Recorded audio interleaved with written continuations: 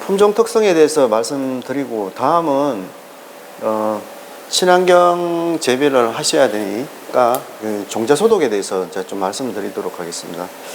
종자 소독의 가장 큰 목적은 제일 큰 목적은 키다리병이라고 할 수 있겠습니다. 키다리병은 종자를 통해서 전염이 되고요. 제일 벼농사에서 큰 피해를 주고 있는 병 중에 하나이기 때문에 종자 소독을 통해서 키다리병을 방제를 해야 되고요. 일반적으로 종자 소독을 하면 깨시무늬병이나 잎선충, 도일병 이런 것들이 다 사전에 방제가 될 수 있는, 또 전반적으로 다 방제라기보다는 종자를 통해서 전염되는 그런 병들을 일부 막아주는 그런 역할을 하기 때문에 종자 소독은 굉장히 큰 역할을 할 수 있겠습니다. 일반적으로 예전에는 약재 소독을 많이 했는데 친환경 약재는 소독 효과가 좀 떨어지기 때문에 일반적으로 냉수홍탕 침법을 많이 사용하고 있습니다. 키다리병에 대해서 말씀드리면은, 키다리병이 발생되는 경로는 일반적으로 종자를 통해 가지고 본답에 들어갔을 때 키다리병이 발생이 되면은 이렇게 포자가 발생이 되는데요. 이 포자가 출수 때, 그러니까 꽃이 필 때 꽃 속으로 날라 들어갑니다. 그래서 거기서 발화가 돼서 거기서 발생이 되는데요. 그 이후에 이게 벼알이 여물면은 포자가 그 안에서 정식을 하고 있다가 그 다음에 다시 나오는 그런 경로를 보이기 때문에 일반적으로 키다리병 포자를 보면은 다양하게 분포를 하는데 벼 완겨층 안에도 이렇게 호분층에서도 키다리병이 발생이 되고 포자가 발생이 되고요. 바깥쪽 그리고 완겨층 이쪽에 다양하게 이렇게 분포를 하고 있기 때문에 약재 소독만 해서는 그렇게 효과를 그렇게 많이 볼 수가 없습니다. 그래서 일반적으로 종자 냉수홍탕 침법을 하면은 여기 온도가 높아지면서 안에 있는 완교층 안에 있는 포자까지 다 사멸할 수 있는 그런 방법을 써야 되는 게 가장 효과적이라고 할 수 있겠습니다. 100% 이렇게 보시면은 감염된 종자 같은 경우에는 씨눈에는 한 16% 정도 포자가 발생이 되고요. 씨젖에는 한 28%, 그러니까 요 쌀 안에 이제 포자가 있다는 거죠. 그리고 완교층 안에는 52% 정도 이렇게 포자가 발생이 되는 걸 볼 수 있겠습니다. 그래서 그 종자 소독 방법을 말씀드리도록 하겠습니다. 온탕침법이라고 해서 친환경 하시는 분들은 대부분 이 방법을 쓰시고 있는데요. 잘 아시겠지만은 마른 벽실을 쓰셔야 됩니다. 좀 물에 담갔다가 60도에 바로 넣으면은 온도가 급상승해서 벽실가 상처를 받는 그런 경우가 생기는데요. 대부분 종자 소독을 하실 때는 마른 벽실을 좀 쓰셔야 되고요. 방법은 아주 간단합니다. 60도에서 한 10분, 9분에서 10분 정도 담가놨다가 찬물에다가 다시 담그는 그런 방법인데요. 간단한 방법이지만은 하는 방법에 따라서는 60도 이하로 떨어질 경우도 많이 생기고, 또 일부 농가 같은 경우에는 60도에서 담갔다가 그냥 바로 그냥 두시는 경우가 많이 생기는데, 그럴 경우에는 온도가 안 떨어져 가지고 계속 유지가 되기 때문에 쌀이 벼가 익어버리는 그런 경우가 많이 생깁니다. 그랬을 경우에는 발화가 안 돼서 문제가 좀 생깁니다. 온탕 침법을 하시고 나서 미지근한 물에 담가가지고 2, 3일 됐는데도 불구하고 발화가 안 됐다라고 하시면은 대부분 온탕 침법에 문제가 있었다라고 생각하시면 되고요. 물량은 벽시 담그는 물량은 한 10분의 1 정도 하시면 됩니다. 그러니까 벽시 무게 10배 정도 하시면 되는데 10kg 정도 담으실 종자 같은 경우에는 한 100리터 이상 하시면 됩니다. 왜 그러냐면은 종자 무게가 많이 나가면은 물량보다 종자 무게가 많을 경우에는 60도씨에서 종자를 많이 담갔을 때 그 물의 온도가 60도를 계속 유지를 해야 되는데 60도 밑으로 뚝 떨어지는 경우가 많이 생깁니다. 그래서 10분을 하면은 효과가 굉장히 많이 떨어지는 경우가 있는데, 올해 양평 같은 경우에도 그런 경우가 많이 생겼습니다. 그래서 온탕 소독기를 사용했는데도 불구하고 거기에다가 벽실을 너무 많이 담갔을 때 50도까지 떨어지는 그런 경우가 생기는데, 50도에서 10분 하면은 전혀 효과가 없습니다. 그래서 될 수 있으면은 10배 이상의 물을 좀 채워주시고, 그 온도가 60도 됐을 때 벽실을 담가주는 게 제대로 하는 방법이라고 할 수 있겠습니다. 대신에 이제 63도 이상 올라가 버리면은 벽실에 상처를 주기 때문에 발화 불량이 많이 생깁니다. 밑에 온도하고 시간을 보시면은 발화율을 보시면은 58도에서 10분 했을 때 발화율은 94% 정도 되고 방제는 한 94.3% 정도 되는데, 제일 좋은 거는 60도씨에서 10분 정도 했을 때 방제도 잘 되고 발화율도 굉장히 좋은 그런 경우를 볼 수 있겠습니다. 62도에서 10분을 하는 경우도 좀 많이 있는데요. 찰벽 같은 경우에는 왕제청이 일반 매벽에 비해 가지고 조금 두껍습니다. 그래서 일반 매벽 같은 경우에는 60도씨에서 10분 정도 하는 그런 경우가 많이 생기는데, 찰벽은 조금 온도를 더 높여도 크게 무리는 없다고 할 수 있겠습니다. 발화기를 이용한 온탕 소독기인데요. 발화기가 뭐 여러 형태가 있겠지만은 이렇게 돼지꼬리라고 하는데, 이 돼지꼬리를 두 개를 해서 온도를 세팅해 가지고 하는 방법도 있고, 고무통에다가 사실 이게 벽시 양이 굉장히 많았을 때는 이 온도를 잡아줄 수 있는 전기 열선으로 해가지고 온도를 잡아줄 수 있는 게 한계가 있습니다. 그래서 이런 방법을 쓰는 거는 조금 위험한 방법 중에 하나입니다. 예전에 이렇게 온탕 소독기가 없을 때는 이렇게 많이 썼습니다. 보일러 물을 데펴가지고 넣고 온탕 돼지꼬리로 온도를 올려줘서 소독을 하는데, 이때 하실 때 제일 유의하셔야 되는 부분은 뭐냐면은, 여기 온도 세팅을, 돼지꼬리의 온도 세팅을 60도 맞춰놔도 실질적으로 이 온도, 물의 온도가 얼마가 되는지 모르는 경우가 많이 있습니다. 그래서 이렇게 막대 온도기를 가지고 항상 체크를 해주셔야 되고요. 이렇게 담갔을 때는 60도 세팅을 해놔도 담갔을 때는 60도 밑으로 많이 떨어지는 그런 경우가 많이 생깁니다. 그래서 일반적으로 이 물의 온도를 높여줄 수 있는 방법이 전기 열선보다는 보일러식으로 되어 있는 그런 온탕 소독기를 쓰는 게 제일 안전한 방법 중에 하나입니다.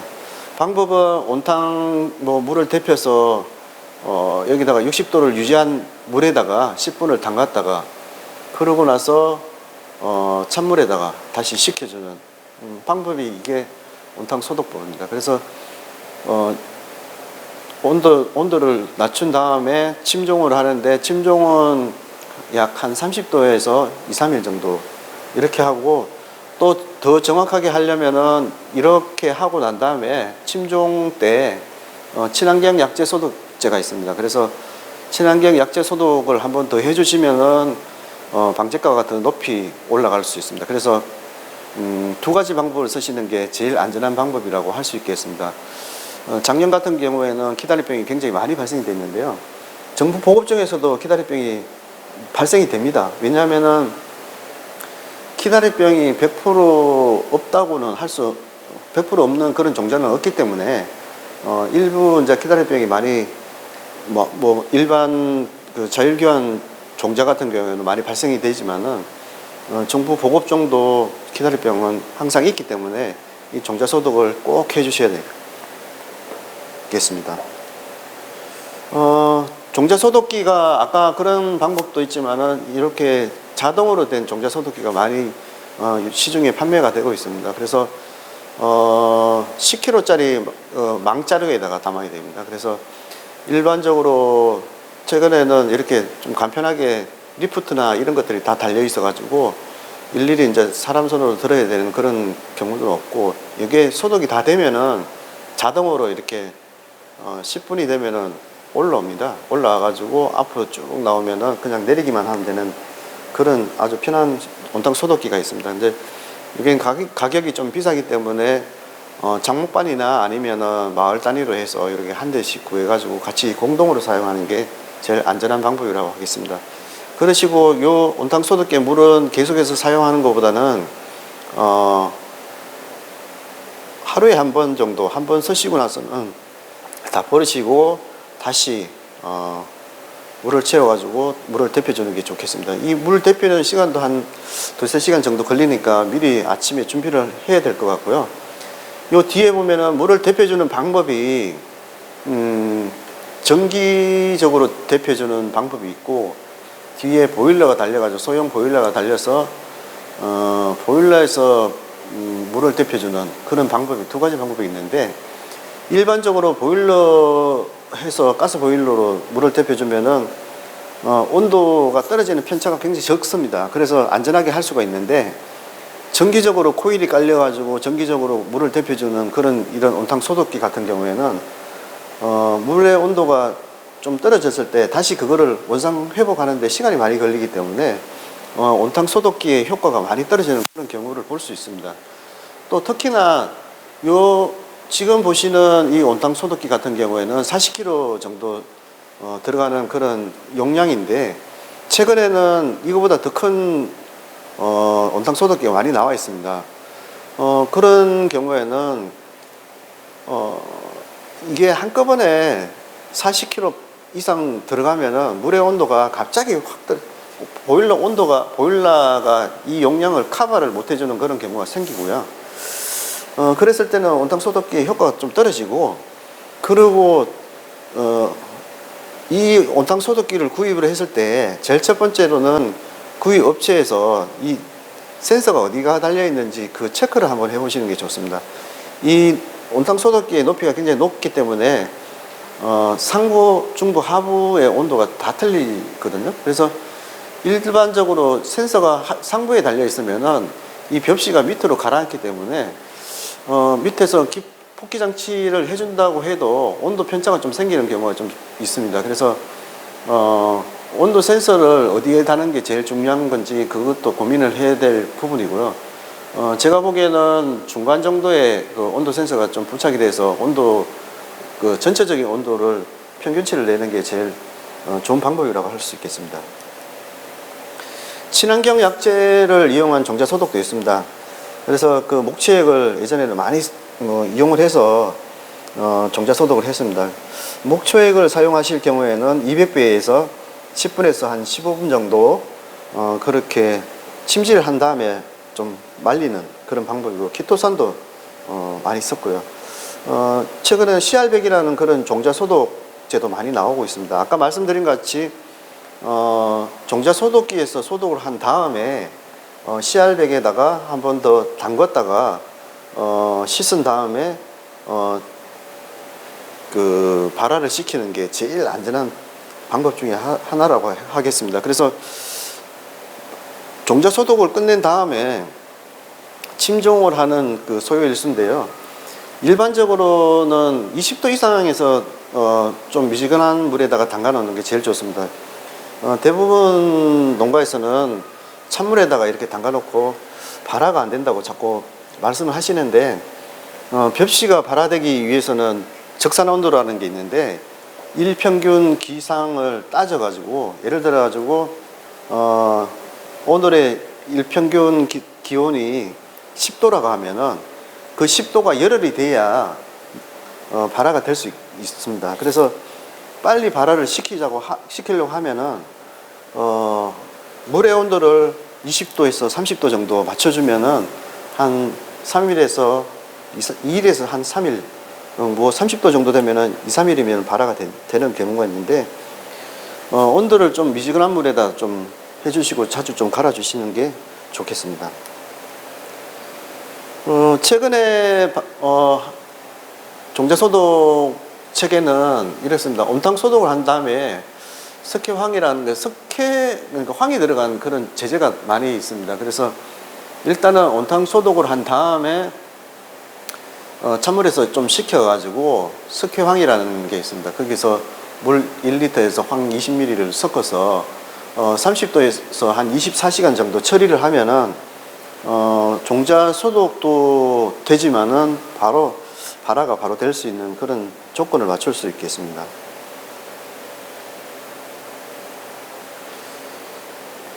처리는 온탕 소독을 한 다음에 찬물에 좀 식혀가지고 석회 유황에서 좀 처리를 하고요.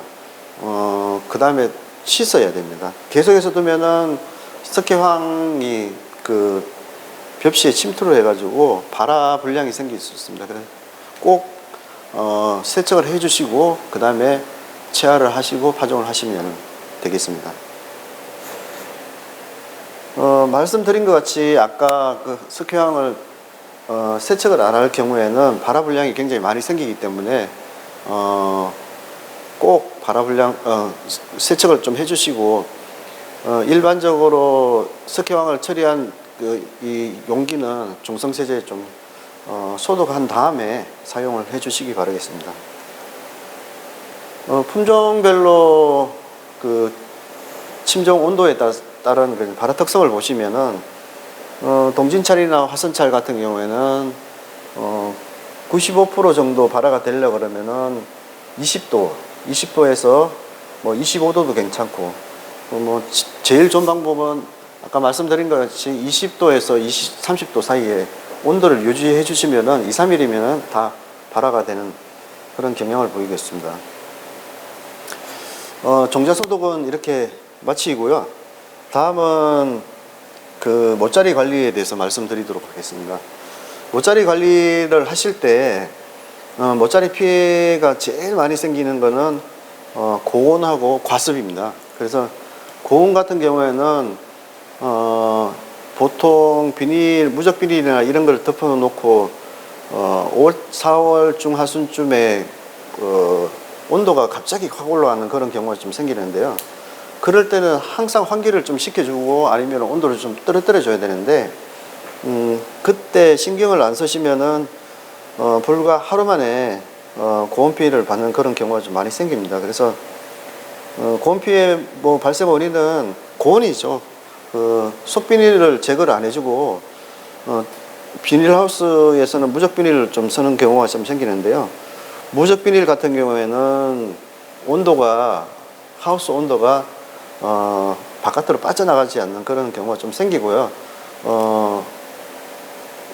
굉장히 내부 온도가 막 급작스레 올라가는 그런 경우가 좀 생깁니다. 이럴 때 될 수 있으면은 뭐 당연하지만은 어쨌든 환기나 통풍 작업을 좀 해주시고 비닐 위에다가 비닐을 완전히 문을 열어주시면 좋은데 그렇게 해도 온도가 안 떨어진다고 하면은 차광망을 좀 덮어서 온도를 좀 내려주는 게 좋겠습니다. 하우스 내에서 이제 고온 피해를 받는 이런 경우인데요. 옆에 보시면은 지금 고추도 심어놓고 거기다가 이제 지금 모짜리를 하는 그런 경우인데 이럴 경우에는 4월 중하순부터 온도가 올라가기 시작하면은 양쪽 문을 열고 척창을 열어가지고 환기를 좀 시켜줘야 되는데 여기 같이 이렇게 고추나 이런 걸 심다 보니까 냉해 피해를 받을까봐 온도를 이 양 척창을 안 내려주는 그런 경우가 많이 있습니다. 이런 경우에는 뭐 열 수도 없는 그런 경우까지 됐는데요. 이럴 경우에는 차광망을 좀 덮어가지고 온도를 여기만 어쨌든 온도를 좀 내려주는 경우를 좀 생각을 해보셔야 되고요.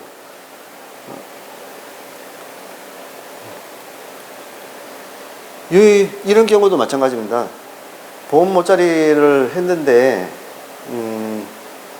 온도가 고온 피해를 받은 경우입니다. 이런 경우에는 지금 다시 재파종을 해야 되는 그런 경우인데 2, 3일 만에 이렇게 좀 망가졌습니다.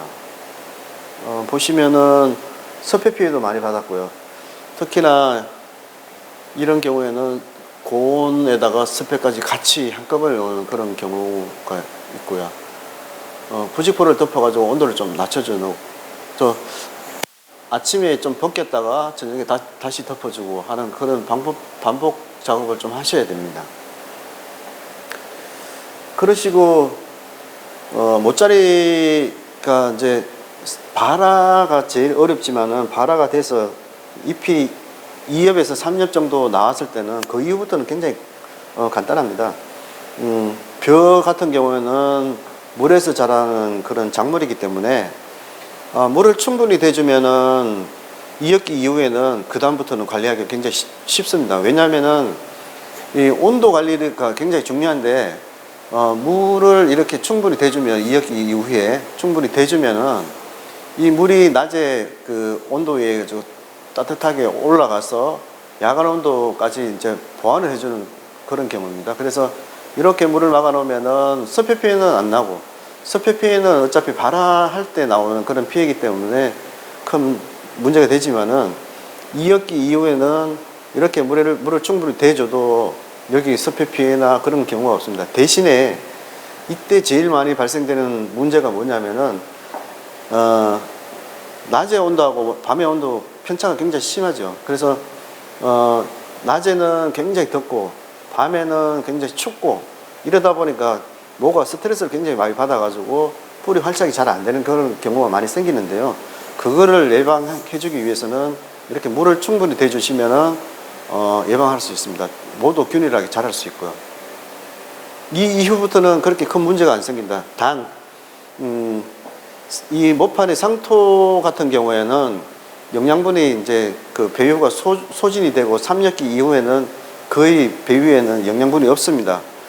그랬을 경우에는 여기 비료를 좀 주셔야 되는데, 친환경 무농약 같은 경우에는 일반 화학비료를 3분의 1 정도 줄 수 있기 때문에 살짝 좀 요소나 이완 같은 걸 연면 시비를 좀 해주시면 되고요. 상태를 보시고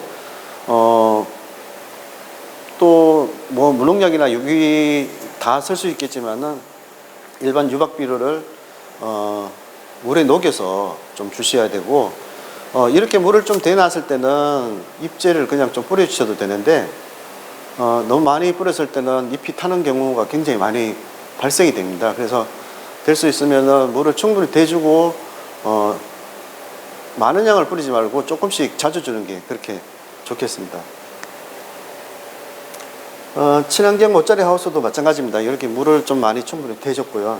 2학기 이후에는 이렇게 관리를 해주시는 게 굉장히 편안한 방법 중에 하나고, 중간중간 보면은 조금 색깔이 노랗게 나오면은 아까 말씀드린 것 같이 유박이나 무농약 같은 경우에는 요소나 유한을 조금 주시는 게 관리하기는 굉장히 좋습니다.